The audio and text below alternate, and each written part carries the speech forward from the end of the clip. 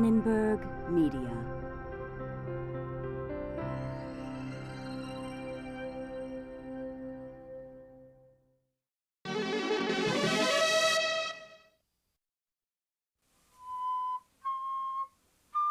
What does playing the flute have in common with working on an assembly line?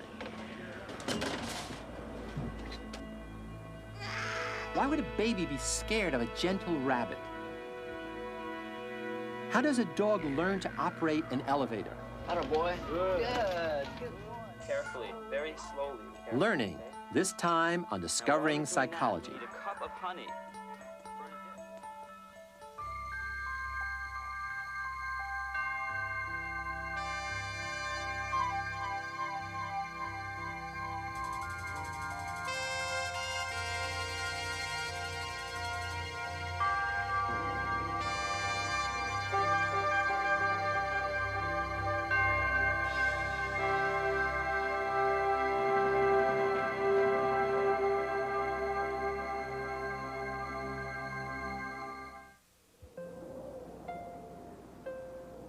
For every animal, the name of the game is survival. The rules are simple. Find food and drink.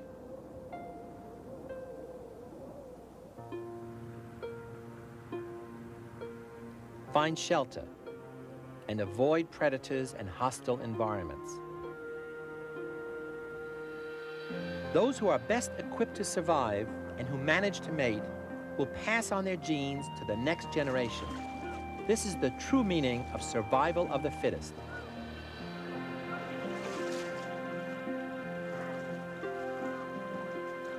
Fortunately, nature lends a helping hand. It provides animals with a set of built-in, inherited skills that function at birth or shortly thereafter. These skills are called reflexes. Some reflexes, like sucking, provide necessary biological supports. Other reflexes are ready-made, swift, and simple reactions to stimuli that pose a potential threat.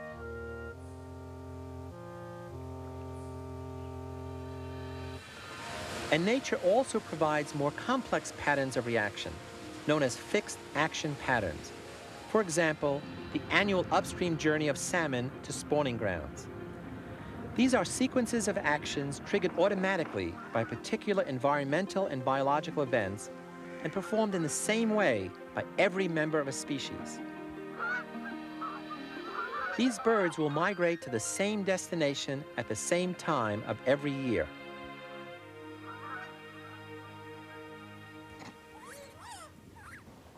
When we take a look at animals that are more evolved, we find their behavior is less the replaying of the same old song and more a series of variations from individual to individual. The behavior of these animals is more adaptive to changing circumstances because of their capacity for learning. Learning is the way that a species profits from its experience. It's the mechanism by which past experience guides future behavior. This is true for humans as well as other animals. For humans, learning covers a wide range of activities, from acquiring a different language to studying in school. Yo hablo.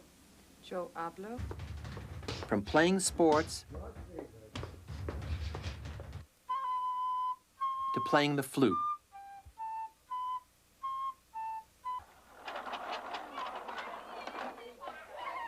In the process of learning, an individual's behavior is modified. He or she acquires new habits, and new ideas are put into practice. Can you mix up all these dry ingredients? Very carefully, very slowly and carefully, okay? Now, while you're doing that, we need a cup of... The new behavior can change the environment itself, making it more conducive to the individual's well-being. That was pretty good, Joshua. Learning allows us to do two important things in the quest for survival. First, to anticipate the future from past experience. And second, to control a complex and ever-changing environment.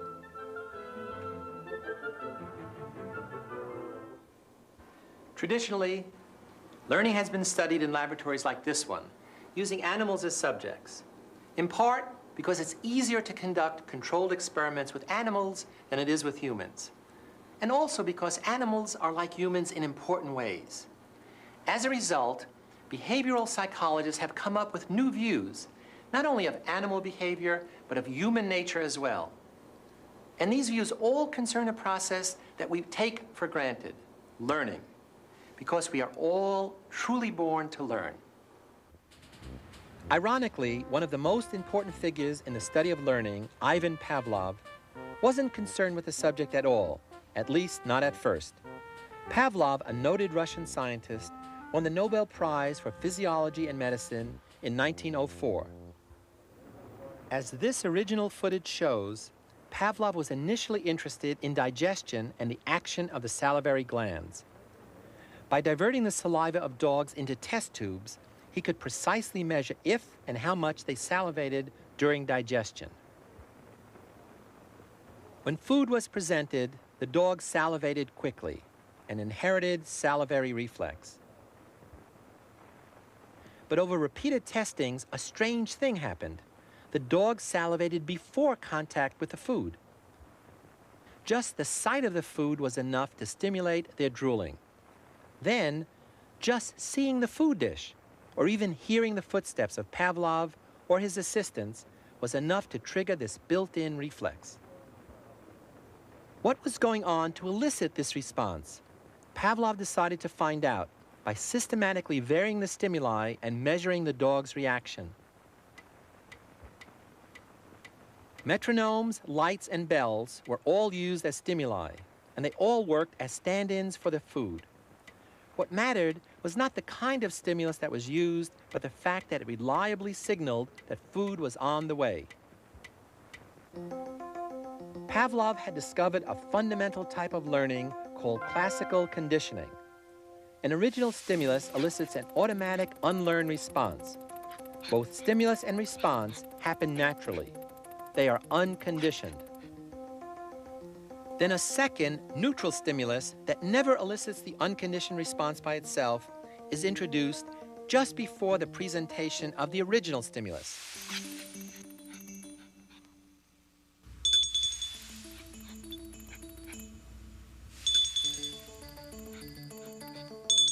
If the neutral or signaling stimulus is presented alone, and a response occurs as if the original stimulus were still there, we say that conditioning has taken place.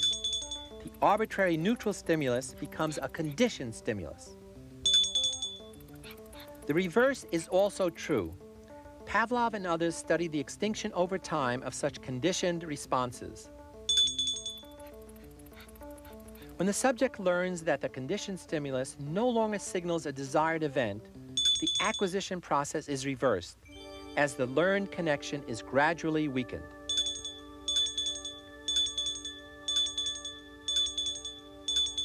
Pavlov's work, and the work of those who followed him, led to a remarkable conclusion, and that is, any stimulus an organism can perceive is capable of eliciting any reaction the organism is capable of making. This means that virtually any sound, sight, or smell can influence the way our muscles tense or relax, our moods fluctuate, or even the way our attitudes are formed. For instance, if I say, relax, and then do this, you're going to be startled and upset. After 5 or 6 pairings of relax, just saying the word relax is going to generate a negative response rather than its usual learned reaction. Classical conditioning can be so powerful, in fact, that it can actually make us sick by suppressing the body's immune system. The immune system is a complex network of specialized organs and cells that protect the body from disease. It releases antibodies to destroy or contain dangerous bacteria, viruses, and other invaders. When the immune system is conditioned not to work, the results can be devastating.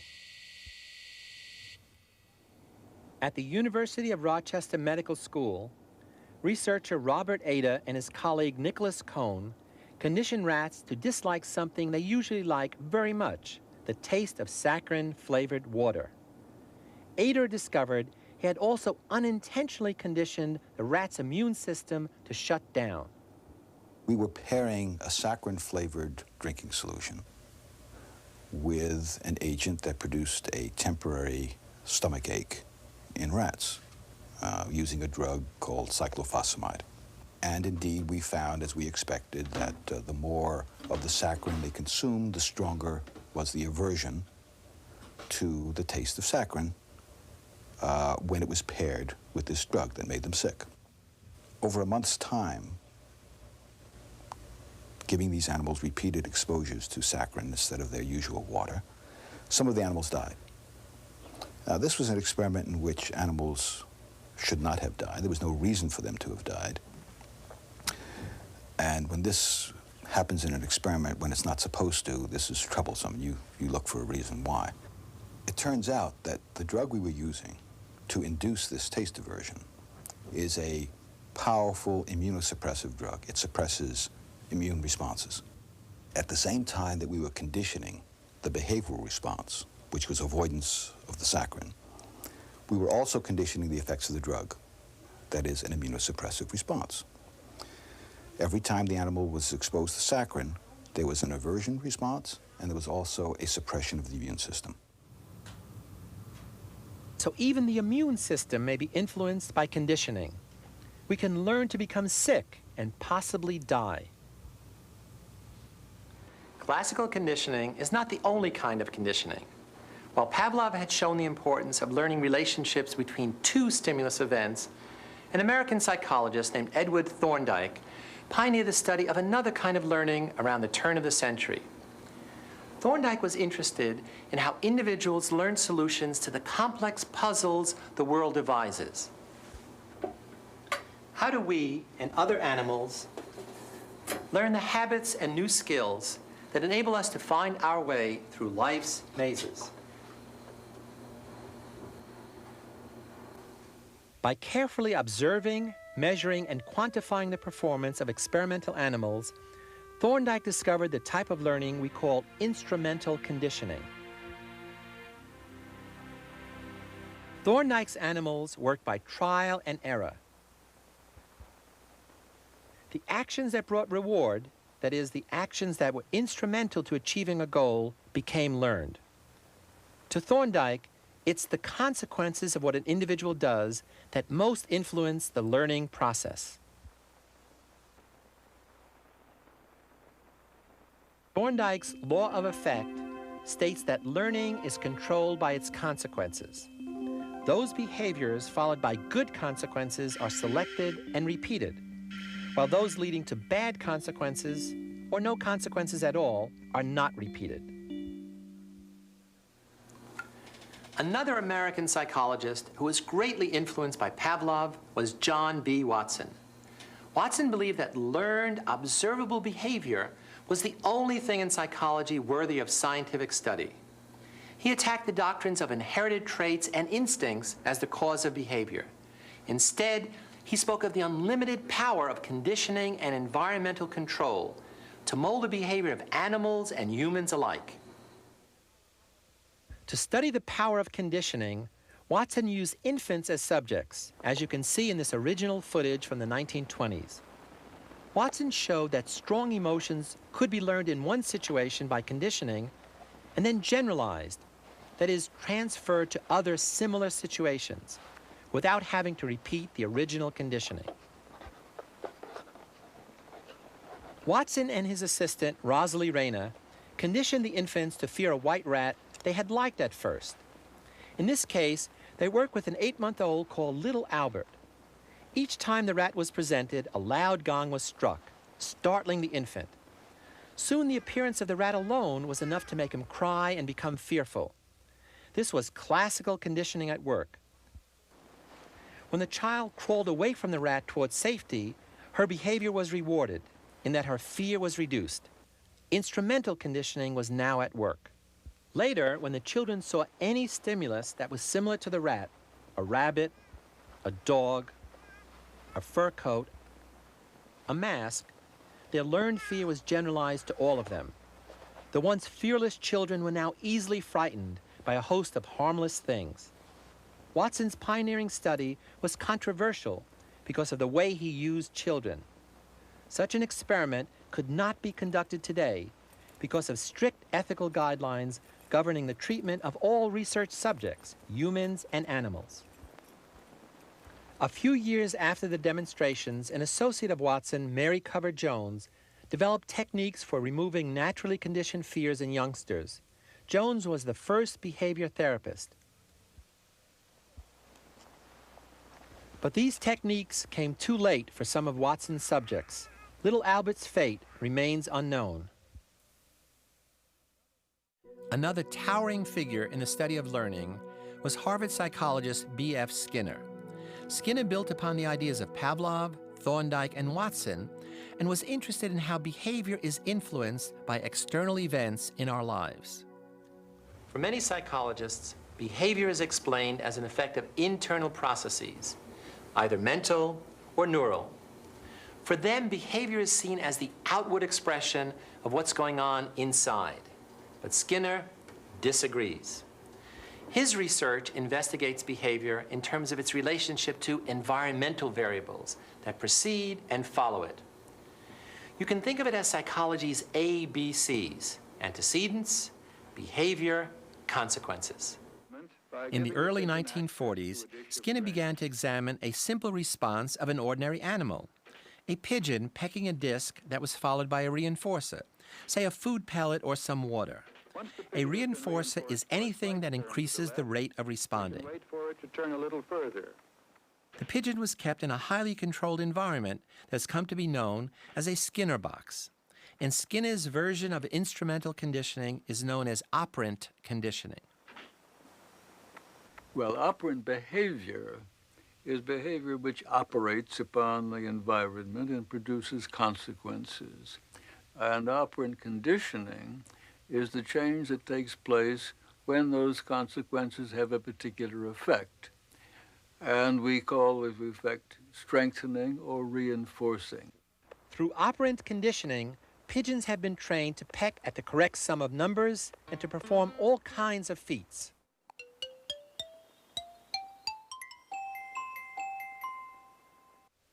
Operant conditioning is one important aspect of learned behavior. But in Skinner's view of psychology, all learned behavior can be stripped down to the relationships between the behavior, its antecedents, and its consequences. He believes that any behavior that is followed by a consequence will change in its rate of occurrence in direct relationship to changes in the consequence. Today, psychologists are pushing the limits of operant conditioning beyond the Skinnerian model. Behavioral psychologist Howard Rachlin at the State University of New York looks at ways to enable self-control by using operant conditioning methods. Self-control, like everything else, is a little bit of environment and a little bit of genes, like everything. Self-control is really choosing between a large but delayed reward and a smaller but more immediate reward. A larger reward is more abstract and difficult to put your finger on, like good health. Things like good health or even job satisfaction are often the result of long-term behavior in which delayed gratification was consciously chosen. Okay. Rachlin looks at how patterns of behavior act as a reinforcement for self-control. Like Skinner, Rachlin also uses pigeons to test his ideas. In the first condition, a pigeon chooses between a small immediate reward and a larger but delayed reward. If it pecks the green button, it gets a small amount of food right away. If it pecks the red button, it has to wait a few seconds, but it gets twice as much food by pressing the red button. Pigeons are very impulsive. Almost 100% of the time, pigeons will go for the smaller, immediate reward. In another condition, we'll say to the pigeon, instead of pecking the key just once to get that reward, you have to peck the key 15 times. And when we ask the pigeon to peck the key 15 times to get either reward, it will start pecking on the key leading to the larger reward. So when it only has to peck once, it's right up against the small reward, and it takes the small reward. Whereas if you put the pigeon back, and it has to peck 15 times, it sees the rewards as they are. And seeing the rewards as they are, it starts pecking the key that leads to the larger reward. Rachlin demonstrates that following the 15th peck on the green button, the pigeon receives a small but immediate reward of food. The case is different with the red button. After the 15th peck on the red button, the pigeon has to wait an additional 4 seconds, but the reward is larger. The pigeon chooses the red button, leading to the larger delayed reward, illustrating that a pattern of behavior can reinforce the choices that lead to self-control. The rewards of self-control are very hard to pin down, very hard to isolate, and they're not simply the sum of a bunch of instants. Just like listening to a song is not simply the sum of a bunch of notes. It's some abstract relationship. A song is a certain relationship, and that relationship takes time to occur. And these rewards are like songs in that sense. They take time to occur, and they're not simply the sum of a bunch of instants. Rachlin believes that recognizing alternatives to a particular behavior helps to change that behavior. For instance, if we want to stop smoking, it is not enough to take away the cigarettes. You need to reinforce the potentially larger but delayed benefits of not smoking, such as experiencing better health, having more money, and increased social approval. The difference between my view and Skinner is that we not only look at the consequences of the specific act that we might want to change, but also the alternatives. We focus on both of those because sometimes the best way to manipulate a certain behavior is not to work on the behavior itself, but to work on the alternatives. Operant conditioning has been applied in several settings beyond the research laboratories where it was first discovered. These are not mechanical devices. These are dogs. That means that they don't always do everything perfectly every time. This promotional film shows a San Diego training program called Canines for Independence. Using behavioral principles, these dogs have learned to assist in the care of disabled patients. Desired behaviors are reinforced by means of operant conditioning until the dog learns a new routine in which a complex sequence of responses are chained together. So I got him to jump up on the table, and it took me about 3 or 4 times telling him what I wanted. And then he got it and handed it to me. And now he just does it all the time. It is just one command for him to get it. Now I don't have to. The dogs learn to retrieve objects. They learn to pull wheelchairs and even push elevator buttons. Atta boy. Good boy. I didn't know it was going to be like this when I first started, but after I went through it, it's all come true. After learning all these commands, everything that I've learned, it's working. It's all working. We've seen some of the ways in which individuals learn how to change their situation. But what happens if they learn that nothing makes a difference? What happens if they learn to give up entirely? Can we use conditioning to overcome such learned helplessness? Fortunately, the answer for many distressed people is yes. This woman is undergoing behavior therapy for agoraphobia. Agoraphobia, the fear of public places, imprisons untold numbers of people, mostly women, in their homes. That's good. Let's take that deep breath. That's good. We're going to do one more step. The unique feature of this behavior therapy is its pragmatic focus on directly changing the problem behavior, the individual's symptoms. There's no attempt to find out what caused the behavior, only identifying and changing the sources of reinforcement that keep it going in the wrong direction. The problem is treated by learning to cope with a fearful emotion and by arranging new positive consequences for the desired behavior. So learning can be positive and it can be negative. But whatever we learn, whether it's the reinforcing consequences of our behavior or the futility of our actions, something more than behavior is changed. There's also a change in our knowledge. And for that knowledge to direct our future actions, it must be remembered, which means somehow it must be registered in our memory and called into play upon demand. Learning without memory is impossible. Memory without learning is useless. So next time, we'll look at how we remember and why we forget. I'm Philip Zimbardo.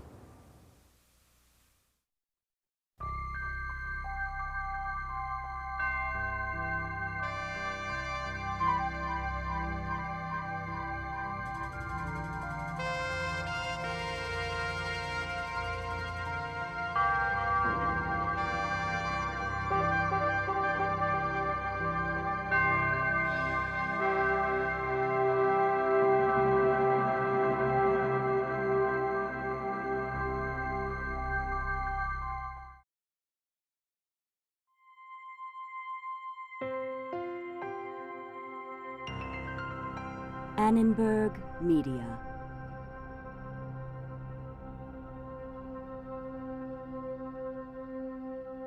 For information about this and other Annenberg Media programs, call 1-800-LEARNER and visit us at www.learner.org.